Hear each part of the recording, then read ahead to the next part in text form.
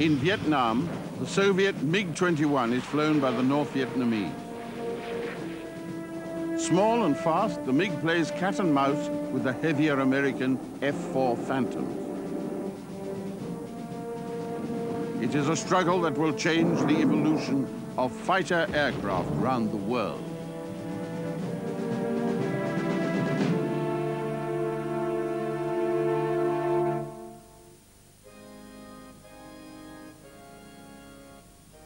In post-Soviet Russia, Lenin is no longer the hero he was. But on air bases like Kubinka, just outside Moscow, there is another hero that is unlikely to be toppled in the way so many statues of Lenin have been. It is the MiG-21, the great Soviet fighter of the 60s, the best of the world's third-generation jet fighter aircraft. The MiG-21 served in 45 countries around the world. More than 8,000 were produced. Many of them are still flying, and Western countries are offering to install new electronics and avionics so they can operate into the 21st century. NATO code-named it Fishbed, but more than 20 variants were produced, and the English alphabet was nearly exhausted, adding A's and B's and other letters after the name to distinguish between them. After the end of the Great Patriotic War, the rhythms of Soviet life gradually returned to normal. The great force of the population was marshaled to repair the wreckage of villages, towns, and cities that had been destroyed by German and Soviet guns and bombs.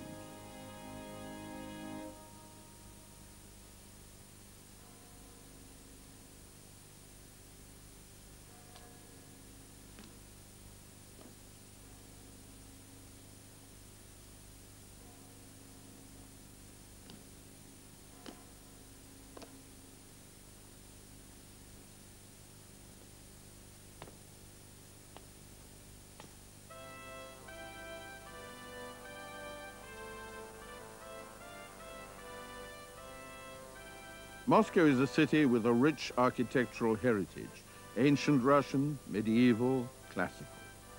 After the war, 7 massive skyscrapers commissioned by Stalin and celebrating his architectural ideals began to rise above the flat skyline.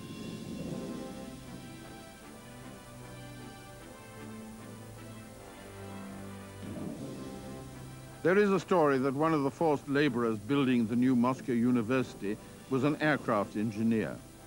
Using stolen plywood, he built a hang glider, jumped off the top of the building, and flew to freedom. Few escaped the clutches of Stalin in such an imaginative way. But the time of Stalin's influence was almost over.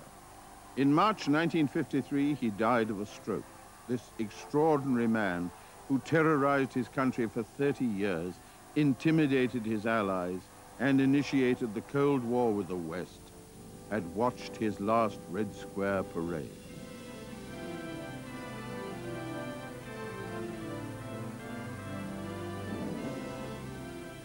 Within the walls of the Kremlin, there appeared to be a power vacuum. A successor to Stalin had to be determined. A complex political process was taking place.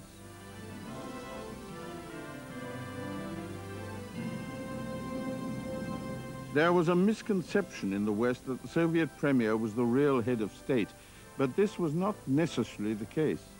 Several times in his career, Stalin had not been premier, but he was always General Secretary of the Central Committee of the Communist Party, the position of real power.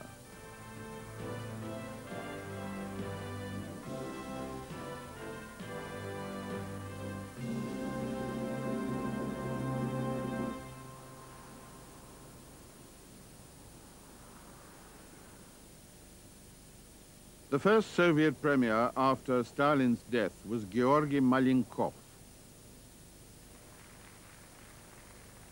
One of his first actions to make headlines in the West was the denunciation and firing of his deputy premier, Lavrentiy Beria, who had run Stalin's secret police. The new general secretary of the Communist Party was war veteran Nikita Khrushchev. In 1955, Marshal Nikolai Bulganin replaced Malenkov as premier. War veteran Marshal Zhukov was defense minister. Bulganin could not have reached office without the support of Nikita Khrushchev, who was consolidating his own position as the most powerful man in the Soviet Union.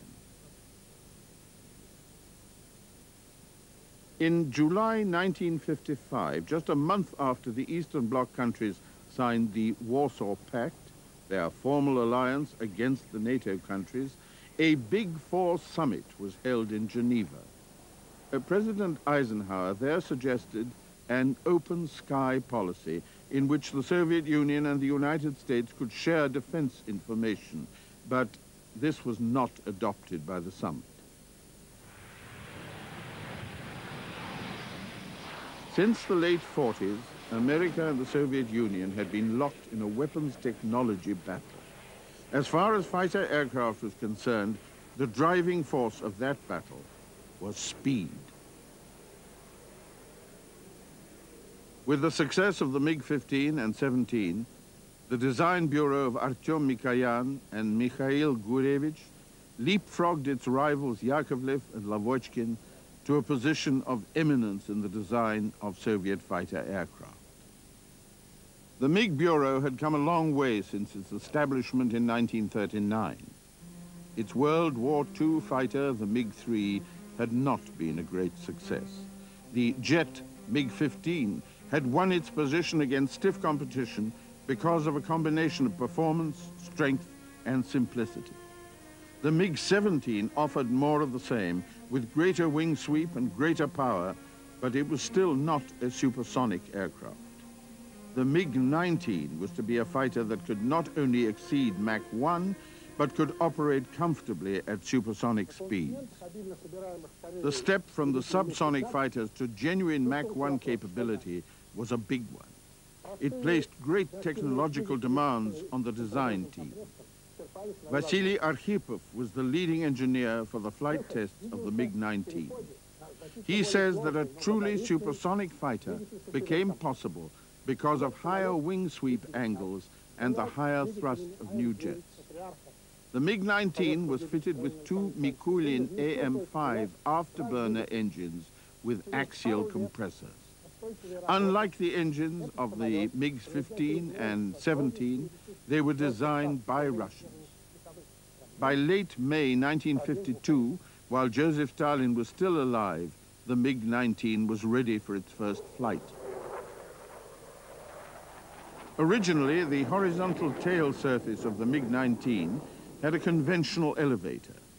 It was discovered in tests that this did not give sufficient control power at transonic speeds, so a one-piece flying tail of the kind pioneered on the American X-1 was fitted.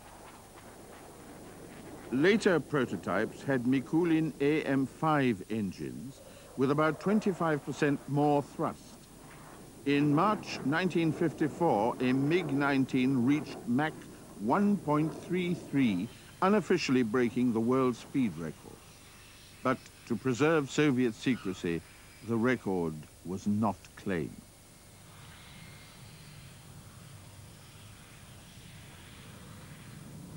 The official record at the time was held by the prototype of this fighter, the North American F-100 Super Sabre.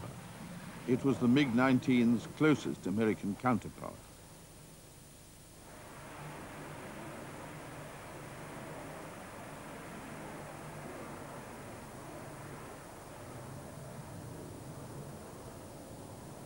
The F-100 developed as a fighter bomber and never met the MiG-19 in combat. Comparisons indicate that the MiG-19 would have held its own in speed, climb, and maneuverability, but the F-100 had greater payload, range, and more sophisticated armament.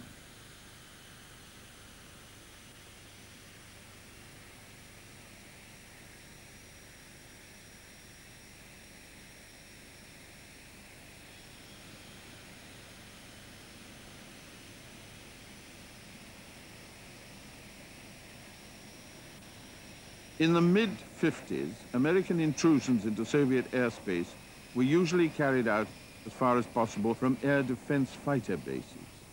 A rocket-assisted version of the MiG-19 was developed as a quick reaction fighter and tested.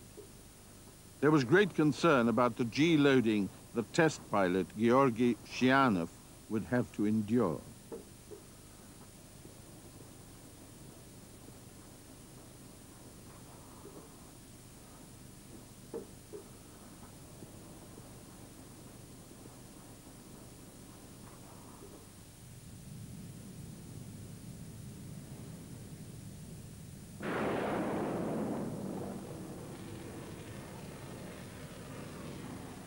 When it was launched successfully in April 1957, the acceleration force on Shianov was 6G. There were more test flights, but the growing success of surface-to-air missiles cancelled out the need for such a radical solution. Shianov was made a hero of the Soviet Union.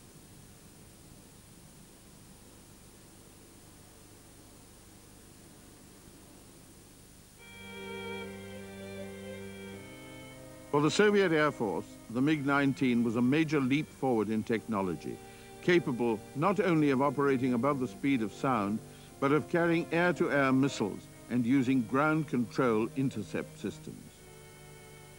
The MiG-19P on display in the Monino Air Force Museum outside Moscow is an all-weather interceptor of the Air Defense Force. Air defense fighters were designed to respond to threats entering Soviet airspace and were stationed widely throughout the Soviet Union. MiG-19Ps were equipped with radar and armed with K-5 missiles. One version of the MiG-19P had the first command link connecting it with ground intercept stations. The link transmitted voice and weapons guidance commands. The twin afterburner engines gave the 19 the power to fly at supersonic speeds. The flying tail, known as a stabilator, gave the control power to cope with instability at those speeds. But on early tests with the flying tail, control below the speed of sound was too sensitive. A phenomenon dreaded by pilots, PIO, pilot-induced oscillation, began to occur. To compensate, a new intelligent control system was developed. Traditionally, pilots resisted the idea of anything intervening between them and the control surfaces, but it was the only way to attack higher Mach numbers and also retain control at slower speeds. With the new irreversible controls, it was difficult to give the pilot a natural feel, so a system was developed using spring loading to give artificial feedback. It was a forerunner of later fly-by-wire control systems. Loss of cabin pressure was a risk. The MiG-19 could fly at high altitudes for long periods of time. This meant that high-altitude combat was a possibility, and also meant that a hit from an opponent could cause a loss of cabin pressure. Pressure suits for fighter pilots became a necessity.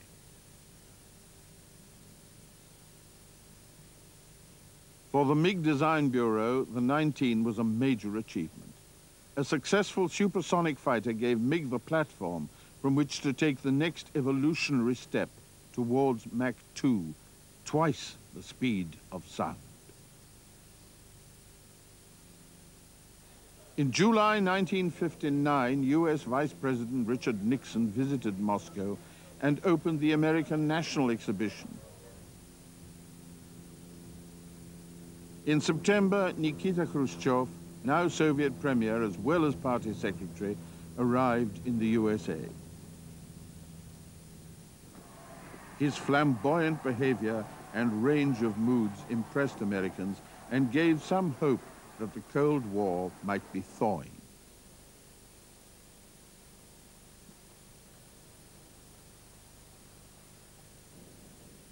But the hardware of the Cold War was well established. The American B-47 bomber had been in production since 1950. The larger intercontinental B-52 had entered service in 1954. Both could carry nuclear weapons, and both were seen by the Soviet Union as a threat. In 1953, the Soviet Air Force issued a requirement partly designed to counter this threat. It was for a fighter that could fly at twice the speed of sound and reach an altitude of almost 66,000 feet. It was to be smaller and lighter than the MiG-19 and capable of operating as an interceptor and as a tactical fighter. Airflow studies were carried out on 3 separate wing planforms, theoretically capable of performing at Mach 2.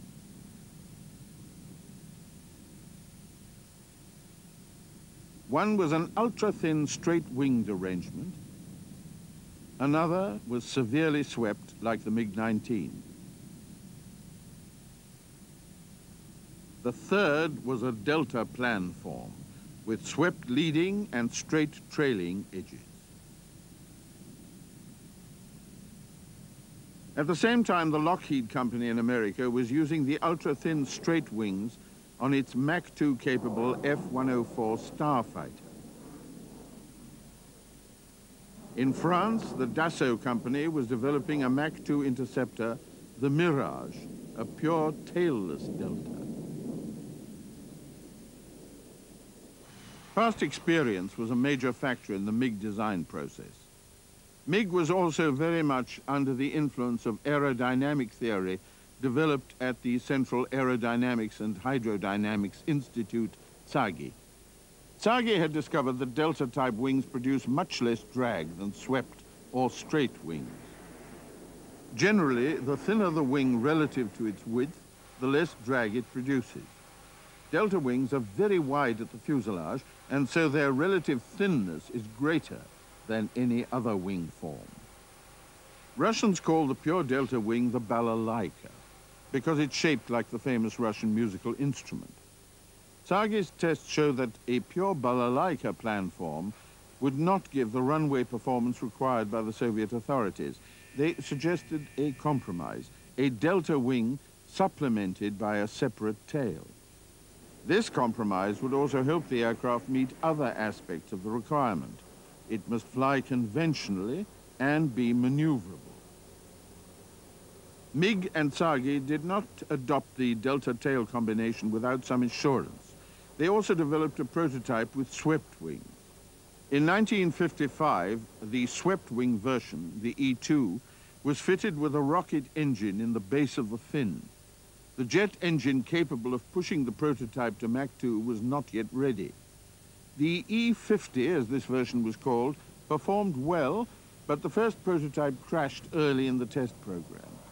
A second version was prepared. It had control and stability problems at subsonic speeds, which took some time to cure. By June 1957, the problems were fixed, and the aircraft was cleared to explore its performance capabilities. Various forms of the swept wing and delta wing prototypes were tested against each other for 3 years. Artyom Mikoyan came to the conclusion that the delta-tail combination had more promise.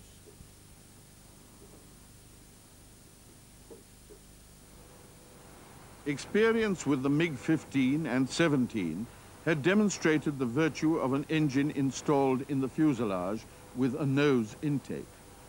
But they were both subsonic aircraft, and as speed increases, the cross-section of the normal nose intake cannot accept the increased airflow.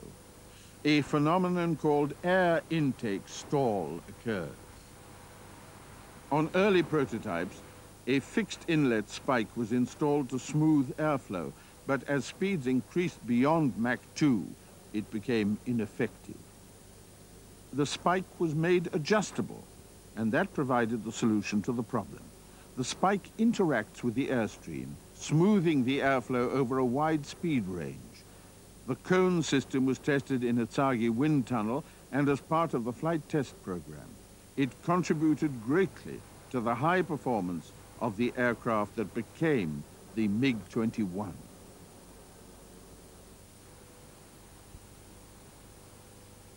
The control system was also modified.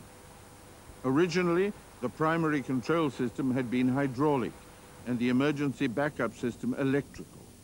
But the electrical system had a completely different feel and was a problem to pilots. It was replaced by a second hydraulic system with identical characteristics.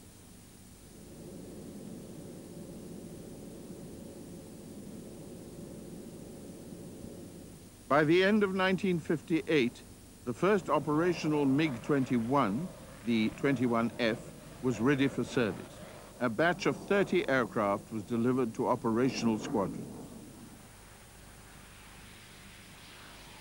The performance of the MiG-21F was so outstanding that for the first time the Soviets decided to claim official world speed records.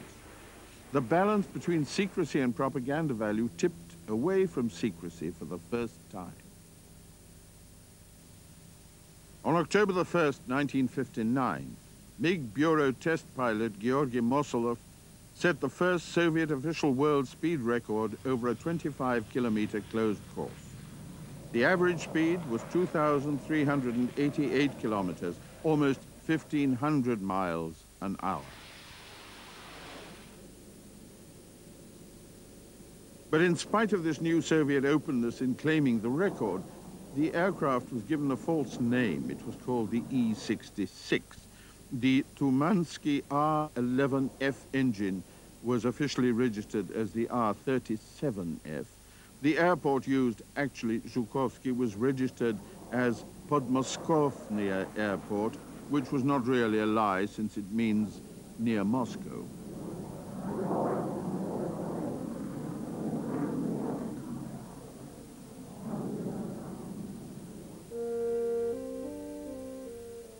The major goal of Soviet fighter development in the late 50s and early 60s was to reach higher speeds and higher altitudes. The primary emphasis was on all-weather interception of incoming threats rather than confined dogfighting. This meant that canopy visibility in early MiG-21s was not as important as it became later.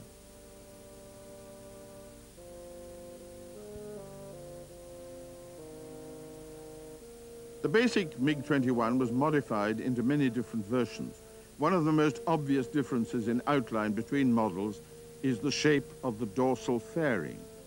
It tended to grow as the aircraft developed, housing more equipment and fuel and raising the weight of the aircraft.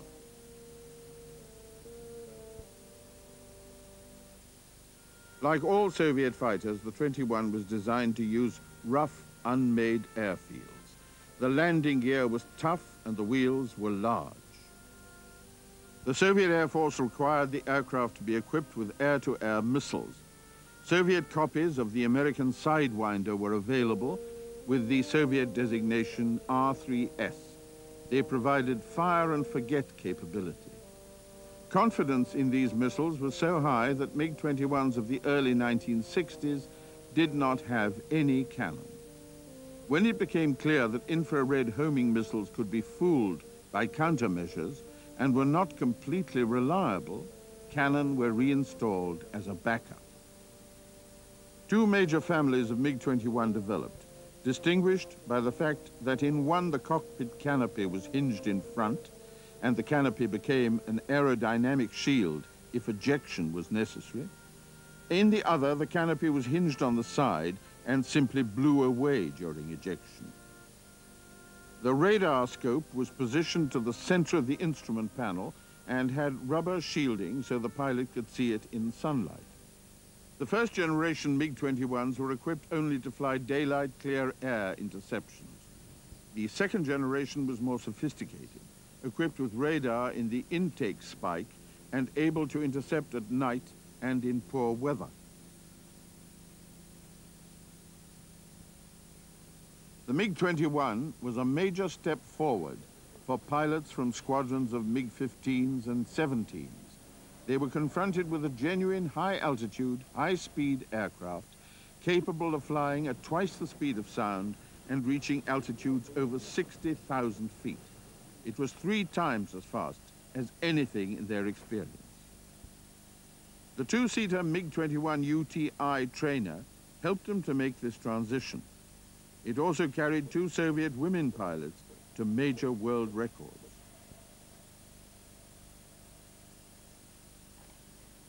Natalia Prokhanova set an absolute women's world altitude record of 79,842 feet.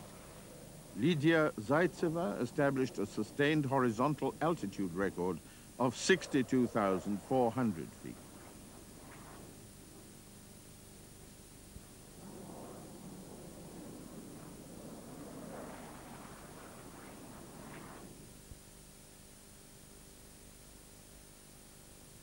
This MiG-21 UTI is far away from its original home. It flies out of Burlington, Vermont in the USA. Its owner and pilot, Dean Martin, is a MiG collector. The 21 UTI was the first Soviet jet fighter trainer since the MiG-15. The 15 UTI trained pilots for both the MiG-17 and the MiG-19.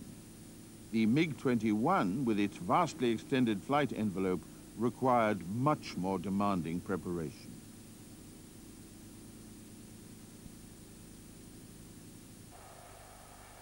Fighter pilot trainees graduated from the Czech L-29 intermediate trainer onto the MiG-21 UTI. In practice, it was not such a daunting transition. The MiG was considered to have handling qualities well in the reach of a 20-year-old cadet of a fighter pilot school.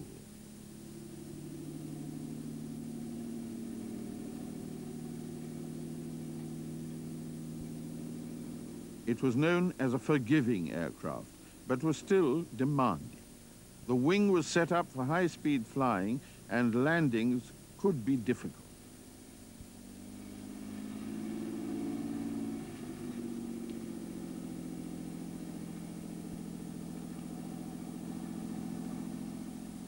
Four basic UTIs were produced, each one a conversion of the 4 generations of the MiG-21 fighter.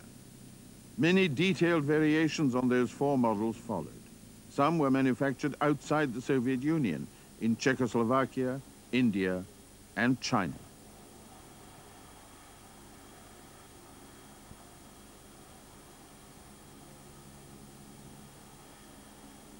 Each model of the UTI trainer has the same Tumansky jet engine as its corresponding fighter version. The jet nozzle has controllable vents. They vary in cross-section according to the power setting to give the best possible gas flow from the engine.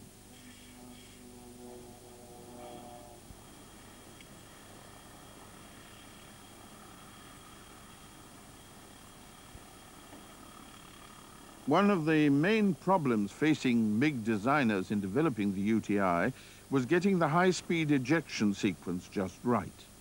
Pilot and instructor may need to eject at speeds beyond Mach 2, and the timing of ejection between the 2 cockpits is critical if they're to have any chance of surviving. All Russian aircraft have instrumentation that reads in meters rather than feet, and kilometers per hour rather than knots, which can be confusing to American pilots. And Western aircraft have an artificial horizon which shows the horizon relative to the pilot's seat, but Russian aircraft have an attitude indicator which shows the attitude of the aircraft from the point of view of the ground, which is even more confusing. The MiG-21's performance, though, speaks all languages.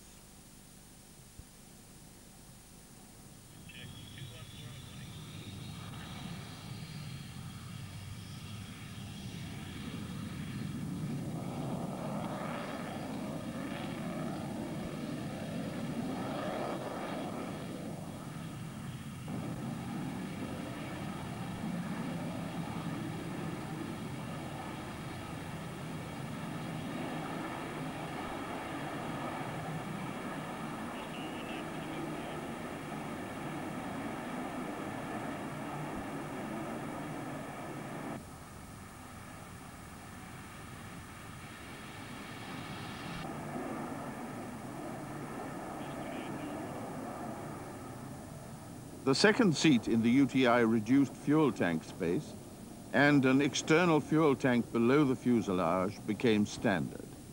Even with the external fuel tank, the range of the 2-seater is about 400 miles less than a standard fighter version. Otherwise, performance, speed, altitude, and maneuverability is similar.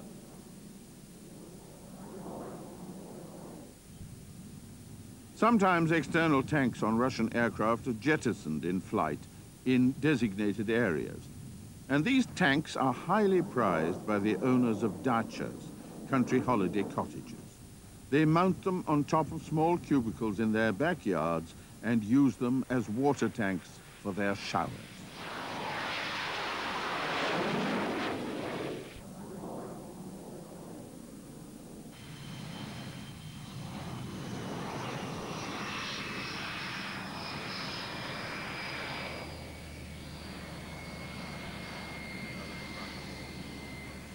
MiG-21s come in fast. Their landing speed is around 170 miles an hour. The landing run is close to 4,000 feet, but the use of a drag chute reduces that by more than half.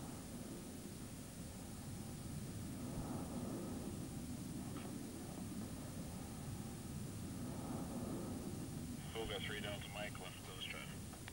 Thank you, sir. Appreciate your help today.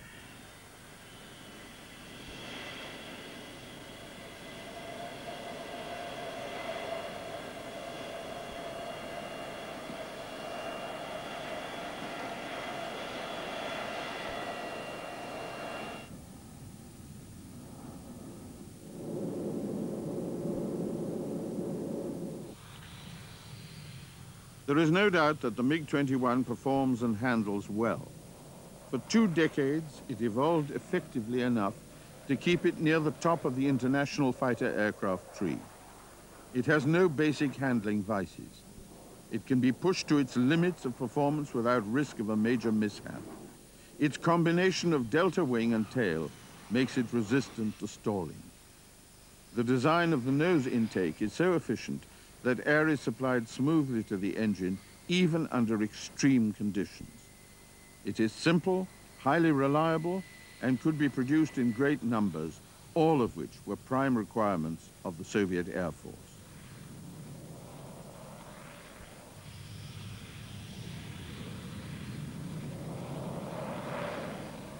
It wasn't long after the MiG-21 went into service that the term MiG diplomacy was coined. Many small MiG-21 units were sold to newly independent or post-revolutionary countries in the 60s and 70s. They were supplied on very favorable terms. The price was heavily subsidized by the Soviets, and payment could be made in the currency of the purchasing country. Whether these aircraft ever saw service was another question. Sometimes changed political relationships with the Soviet Union caused the supply of spare parts to stop, and the MiGs would sit on the ground indefinitely.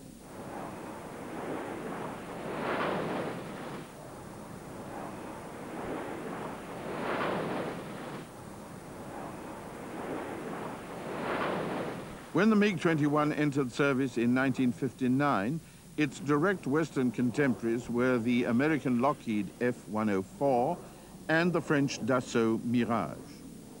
There's no doubt that the MiG was much more maneuverable than both of them. The MiG's long service life brought it into direct comparison with a new generation of lightweight single-engine fighters, the design of which it in some ways influenced. Among them were the American General Dynamics F-16 and the Northrop F-5. Operational cost relates directly to takeoff weight, and like the MiG-21, these new fighters were relatively inexpensive to run. Also, like the MiG-21, they were affordable by countries with small economies. Soviet Air Force philosophy required quantity over quality and sophistication. It dictated that fighter aircraft should be simple and capable of being produced in large numbers.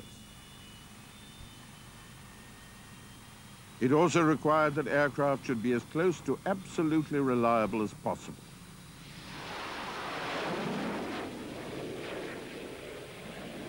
Under the Soviet system, only the most elementary maintenance was carried out by the combat units themselves. Engines were used for relatively low numbers of hours, removed from the aircraft and taken away for complete overhaul. They were replaced by other engines fresh from the maintenance depot. This meant that engine durability or long life was not a crucial factor, and engine design did not need to be sophisticated.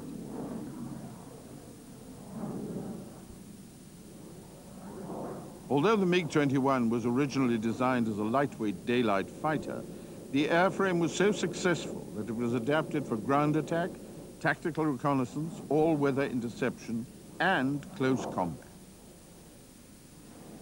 Depending on the mission, it could carry a variety of weapon loads, even including 550 pounds of bombs. But the basic armament was cannon, and air-to-ground and air-to-air missiles. Most later generation MiG-21s could be fitted with 2 solid fuel rocket boosters to cut takeoff runs by half.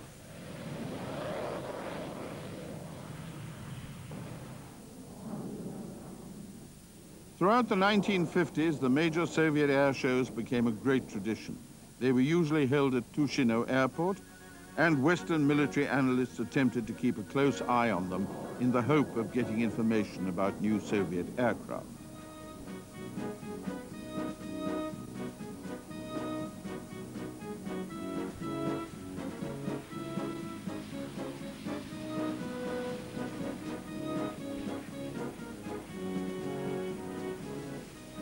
They were also used as an opportunity to show new defense hardware to Soviet allies and traditional client countries.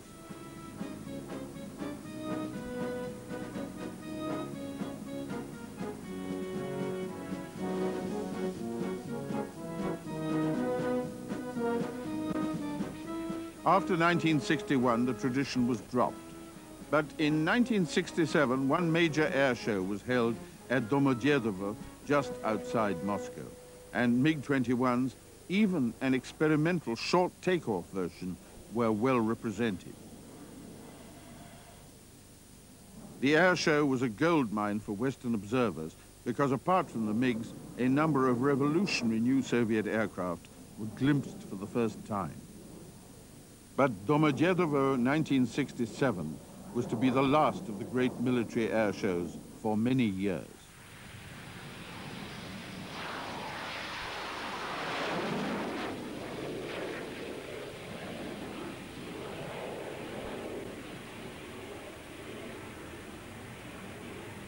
In the 1950s and 60s, the Soviet Air Force did not have a dedicated aerobatic team as an equivalent to Western groups like the American Thunderbirds. But the tradition of formation aerobatics was kept alive at the Kubinka Air Base, 40 miles west of Moscow.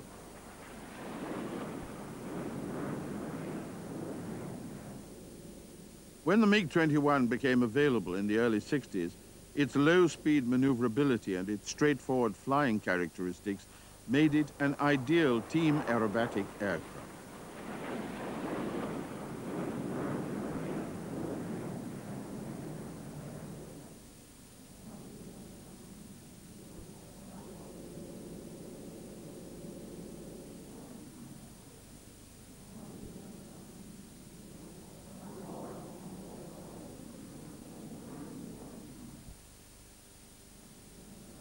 Pilots from the Proskourovsky Air Regiment flew the MiG-21 in their displays for more than 20 years.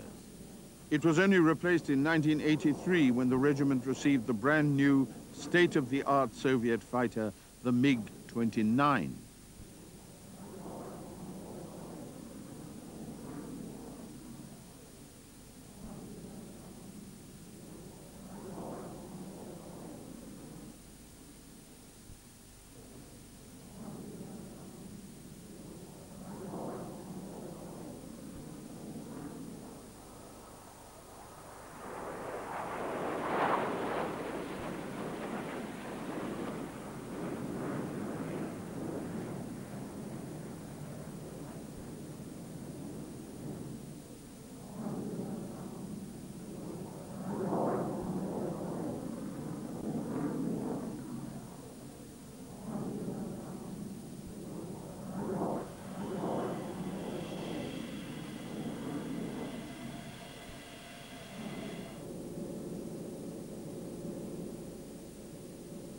One of the formations developed to show off the MiG-21 was this shape, representing the delta planform of the MiG-21's wings.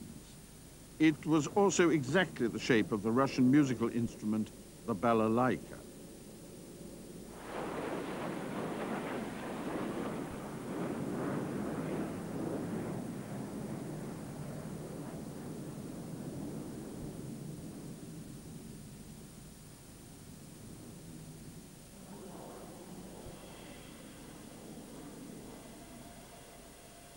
For many years after Domodedovo 1967, there was no major Soviet air show. But now, in the 1990s, the tradition of those days is being revived. Air shows are being held at great Russian airfields like Kubinka and Zhukovsky. Even the original home of these air shows, Tushino, now surrounded by Moscow apartment buildings, is putting on displays of formation aerobatics.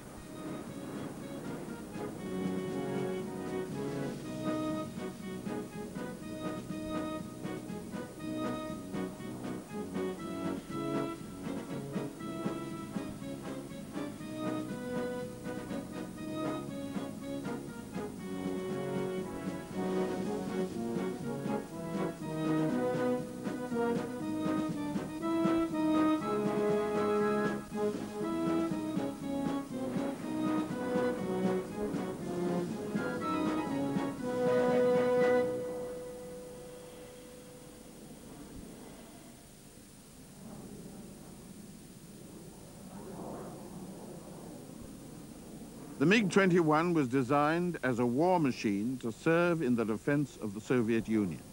But by far the major part of the MiG-21's combat hours have been flown by pilots of non-Soviet origin. For many years, this caused Western defense analysts a problem in assessing its real effectiveness as a fighter. It was difficult to know whether they were assessing the hardware or the performance of pilots who may or may not have been properly trained.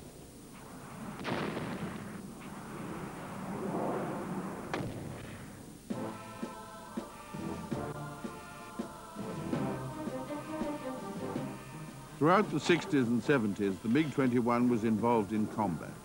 The Indo-Pakistan War of 1965, the Six-Day War between Arabs and Israel in 1967, and the Iran-Iraq War of 1980 all used MiG-21 aircraft supplied by the Soviet Union. But Soviet Air Force aircraft, flown by Soviet pilots and controlled by Soviet ground controllers, were never really tested in battle. In late 1962, the Cuban Missile Crisis erupted, threatening nuclear confrontation between the United States and the Soviet Union.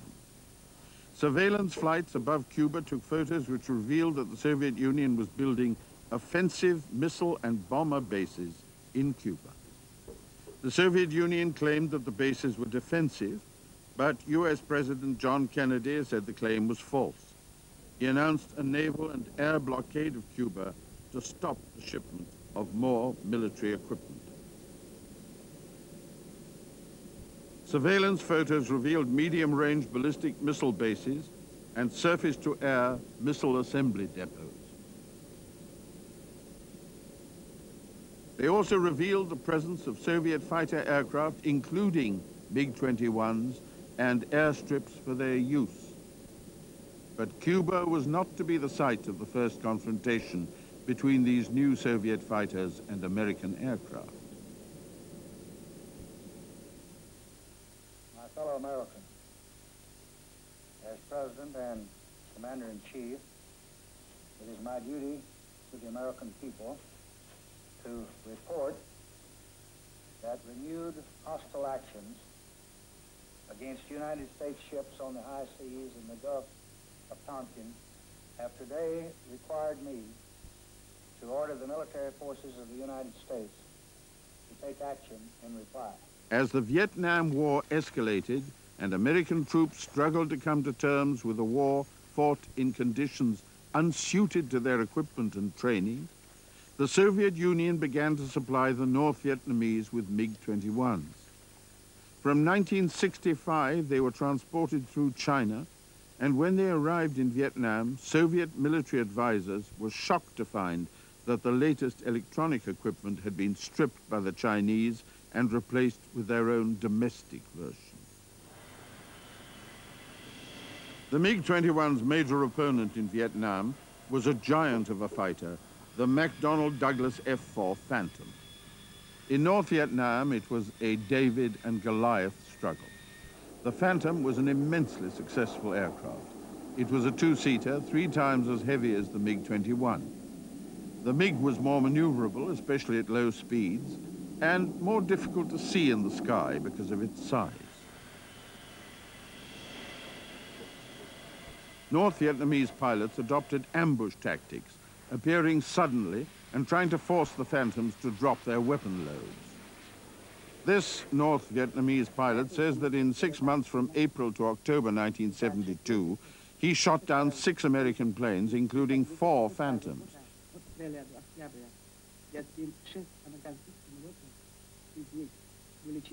He says that the MiG-21 was superior to the Phantom in several vital flight performance areas.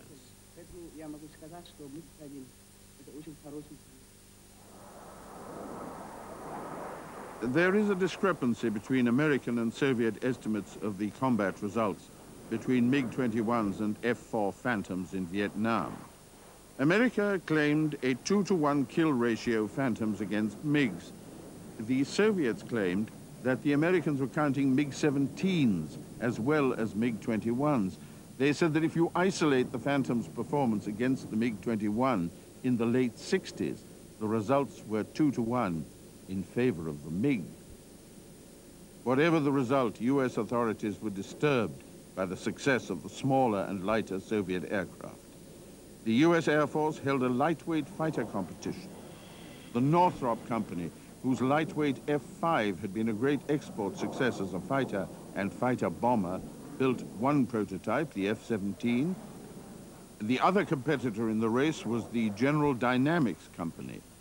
Their F-16 won the competition and became the first of a new generation of light and highly maneuverable American fighters.